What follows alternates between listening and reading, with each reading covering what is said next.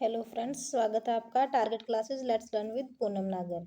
तो आज से अपने एक नई सीरीज स्टार्ट कर रहे हैं क्योंकि अभी यूपीएससी प्रीलिम्स का एग्जाम बिल्कुल पास में है। तो इसके लिए अपने स्टार्ट करते हैं यूपीएससी के प्रीवियस ईयर क्वेश्चन। तो इसमें अपने पढ़ेंगे भारतीय राज्य व्यवस्था से संबंधित यूपीएससी के प्रारंभिक परीक्षा के क्वेश्चन। ये 2013 से स्टार्ट करके 2023 तक कंप्लीट करेंगे। तो ये 3 या 4 वीडियो में आपके सारे कंप्लीट हो जाएंगे। तो अपने स्टार्ट करते हैं 2013 के एग्जाम से। पहला प्रश्न है, निम्न में से कौन राष्ट्रीय विकास परिषद का गठन करता है? तो प्रधानमंत्री, बिल्कुल प्रधानमंत्री इसके अंदर होता है।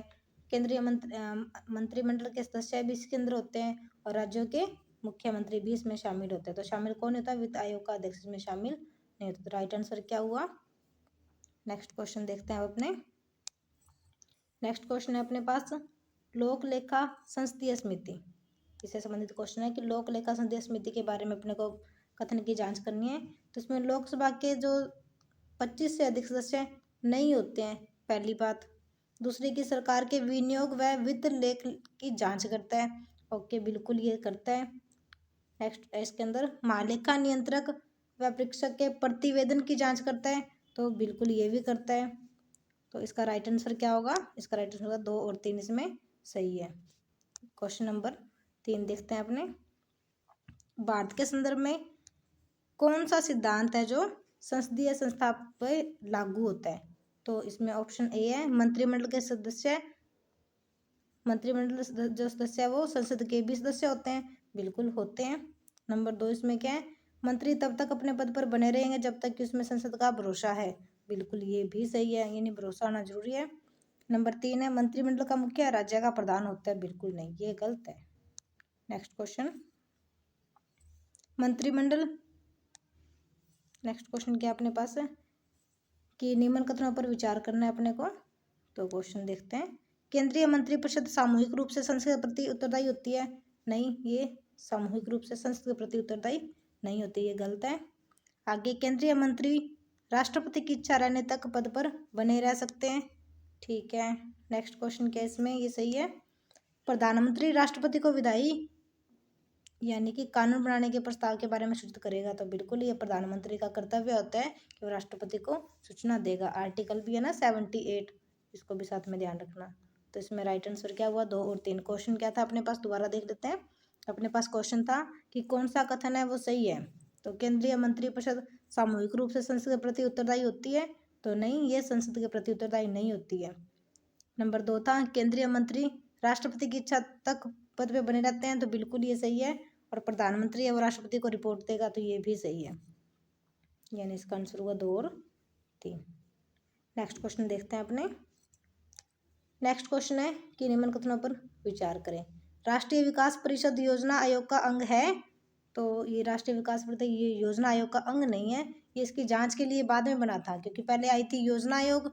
इस योजना आयोग का काम क्या था कि पंचवर्षीय योजनाओं का निर्माण करना था। उसके बाद में 1952 में राष्ट्रीय विकास परिषद का गठन हुआ था। इसका काम क्या था कि जो पंचवर्षीय योजनाएं हैं वो सही रूप से काम कर रही है या नहीं, तो उसकी देखरेख करना इसका काम था। ठीक है। तो नेक्स्ट देखते हैं, आर्थिक व सामाजिक नियोजन को भारत के संवैधानिक की समवर्ती सूची में रखा गया। बिल्कुल, आर्थिक जो भी योजना होगा उसका कौन सी सूची में रखा गया है? तो समवर्ती सूची में।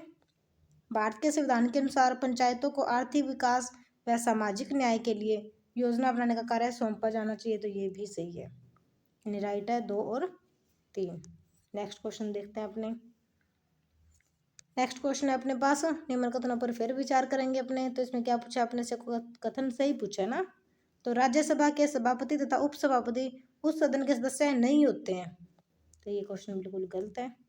नेक्स्ट है, जबकि संसद के दोनों सदनों के नामित सदस्यों को राष्ट्रपति चुनाव में मत देने का अधिकार नहीं होता है और उपराष्ट्रपति के चुनाव में उन्हें मत देने का अधिकार होता है। बिल्कुल होता है, क्योंकि संसद के निर्वाचित सदस्य हैं वो उसके अंदर शामिल होंगे, मनोनीत उसके अंदर नहीं होते हैं।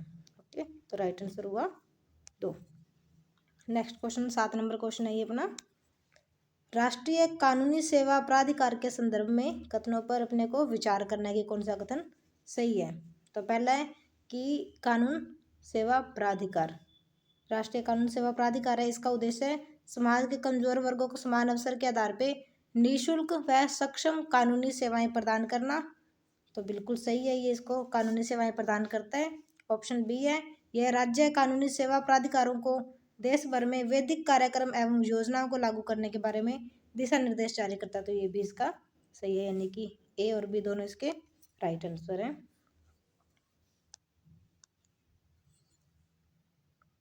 तो अपना क्वेश्चन है 8 नंबर, अनुसूचित जाति व अन्य परंपरागत वनवासी अधिनियम था 2006। इसके अंतर्गत व्यक्तित्व अथवा सामूहिक दोनों के वनाधिकारियों को प्राकृतिक व सीमा निश्चित करने की प्रक्रिया किसके द्वारा शुरू की गई थी?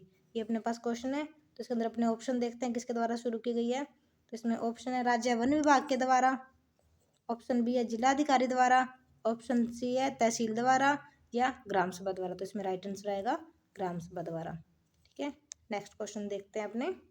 इस वीडियो को 2 बार देख लेना, इतने में याद हो जाएगा। नेक्स्ट क्वेश्चन है, भारत के संविधान के उद्देश्यों में से एक आर्थिक न्याय का उल्लेख किया गया है। तो किसमें? प्रस्तावना और मौलिक अधिकारों में, या प्रस्तावना तथा नीति निर्देशक तत्वों में, या मौलिक अधिकार और नीति निर्देशक में, या इनमें से कोई नहीं। तो राइट आंसर है प्रस्तावना और नीति निर्देशक तत्वों में। किसका? आर्थिक न्याय का उल्लेख मिलता है अपने को। ओके, नेक्स्ट क्वेश्चन देखते हैं।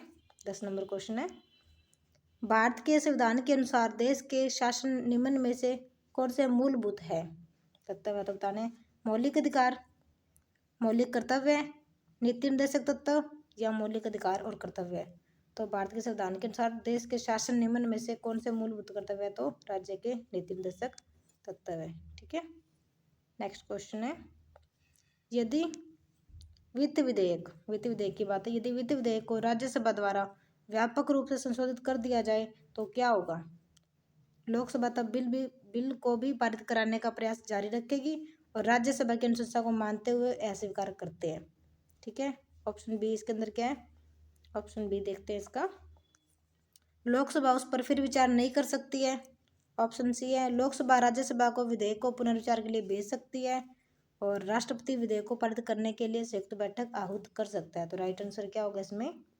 ये होगा, यदि वित्त विधेयक का राज्यसभा द्वारा व्यापक रूप से संशोधित किया जाए तो क्या होगा? तो लोकसभा बिल को पारित करने का प्रयास जारी रखेगी और राज्यसभा की अनुशंसा को मानते हुए अस्वीकार कर सकती है उसको।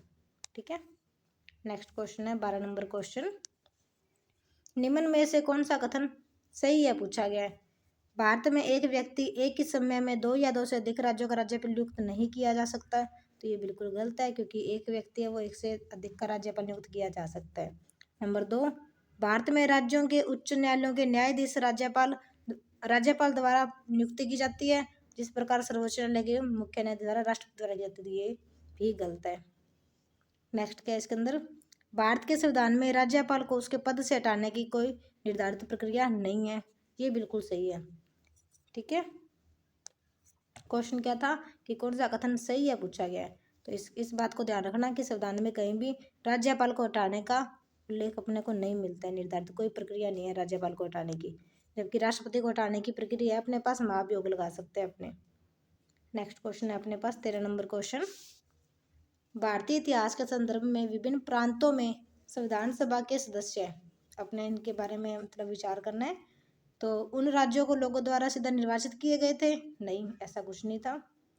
भारतीय राष्ट्रीय कांग्रेस तथा मुस्लिम लीग द्वारा नामित किया गया था? नहीं, प्रांतीय विधानसभा द्वारा निर्वाचित किए गए थे।